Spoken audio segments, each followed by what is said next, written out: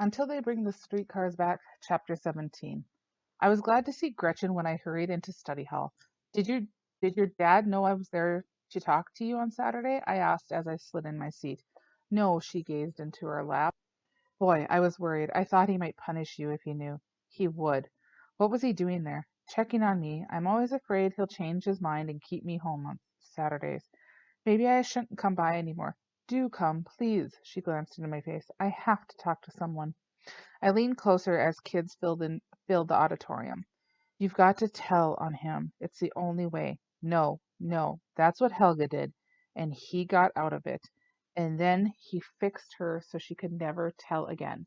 I can never tell on him, never, never, or he'll do the same thing to me. Well, what do you expect me to do for crying out loud? You can never tell. You promised me, Cal. Okay, okay, calm down, calm down. I glanced around the auditorium. I won't tell anyone, I promise. She started shaking and watched her hands flutter in her lap like they were on their own, and she was gulping for air, and I thought she was going to have a heart attack or something. The bell rang, and I turned in my seat, afraid she was going to crack up right there in study hall.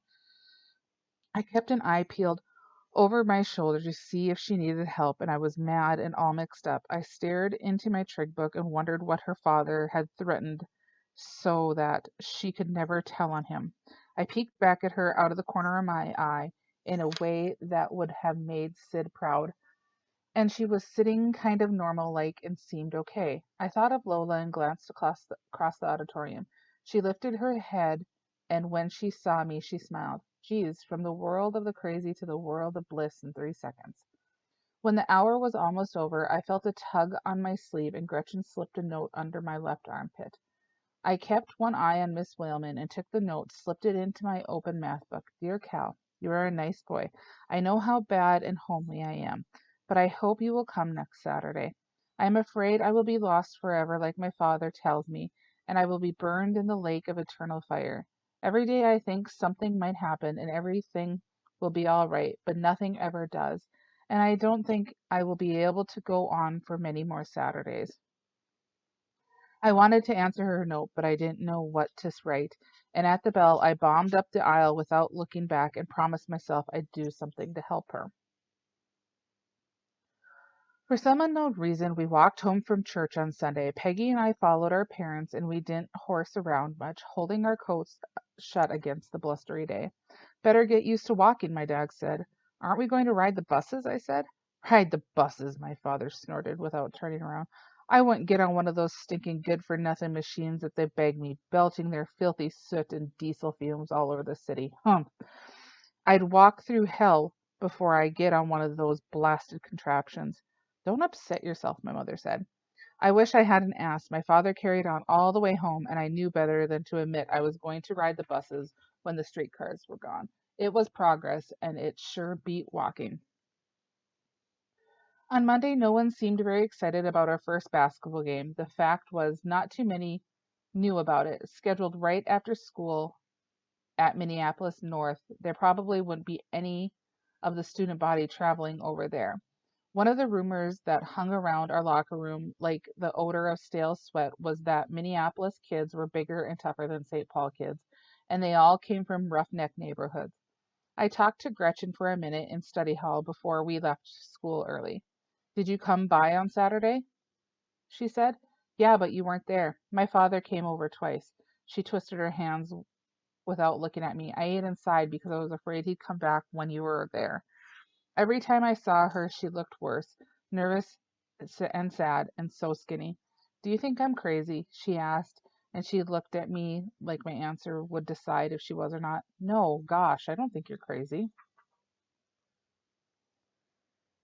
With none of our fans to watch the non-conference game, it seemed more like just another scrimmage. Coach Mulligan kept trying different combination of players, but Rick Powers, a junior center, and I were the bread and butter, both playing the whole game. We beat North 62 to 57, and when we dressed, we were pretty happy. If we could beat tough kids from Minneapolis like this, who couldn't beat us? Geez, I felt good about myself when I played, like I had in the woods with Uncle Emil. And I even started believing I was good enough for Lola. Jerry had managed the car on Tuesday to hit the sorority meeting, and I invited Lola to ride home with us. When she accepted, I dared to believe she might ask me to the upcoming formal. The Soko and Deb girls were starting to ask their boyfriends to their annual dinner dances between Christmas and New Year's Eve, one of the big deals of the year, and I wondered if Lola and Tom had fooled his father long enough to be able to go to the formal together, or if the Gaunt escort service would be called into play. God, Tom thought his girl was in safe hands, and Lola acted like she really had fun with me. And best of all, there'd be no mention of the kiss. We had a juicy secret between us. We parked for almost an hour above Hidden Falls, but most of the time while Jerry and Sally necked, Lola chatted about her father. He's coming to see me at Christmas. Mom won't let me see him or talk to him, but I wait by the phone on Saturdays and he calls at noon. What if your mom answers it? She's usually working Saturdays. If she isn't, I take the phone off the hook, and if it's busy when he calls, he knows she's home. She hates him. She says we'll move to another city where he'll never find us if I ever see him or talk to him. She keeps telling me she has to be mother and father to me, but she doesn't. I have a dad. He just lives in Baltimore, and I can't get back here very often. Darn, I wish they'd get back together. Maybe he'll make it to see you cheer at a game. Yeah, maybe. I want him to meet Tom. I know Dad will really like Tom. Cripes, she said it so easily. I could tell she never dreamed how it bashed me. I thought about telling her I loved her for 2 years, but now it was like I'd been drop kicked into the Mississippi, just a pawn on Tom and Lola's chessboard, and I no longer liked the game. You have to see it, Gretchen said, standing against the wall behind the bakery. Helga told me everything, but they didn't believe her. They'll have to believe you, not just what I've told you, but what you've seen. See what? For crying out loud. See what?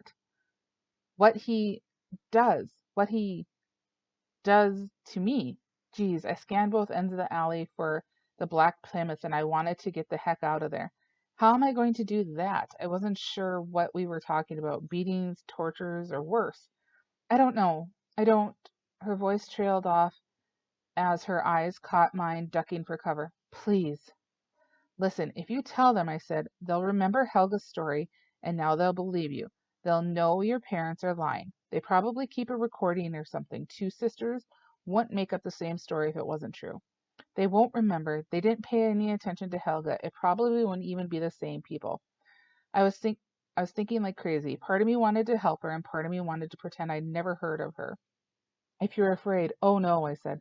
I want to help you do what I can, but how am I going to see anything? I knew before the words came out of my mouth that oak tree in her backyard. The first time I saw it, I knew it would become a part of my life, and I thought I've seen myself clinging to its branches and peering through the dormer window into the dark secret that was her life. I'll find a way, she said. I have to go in. She looked into my eyes for a second like she was searching for something she could believe in bravery, guts, balls. I wondered what she'd found there when she turned away, if she noticed my courage tiptoeing down the alley.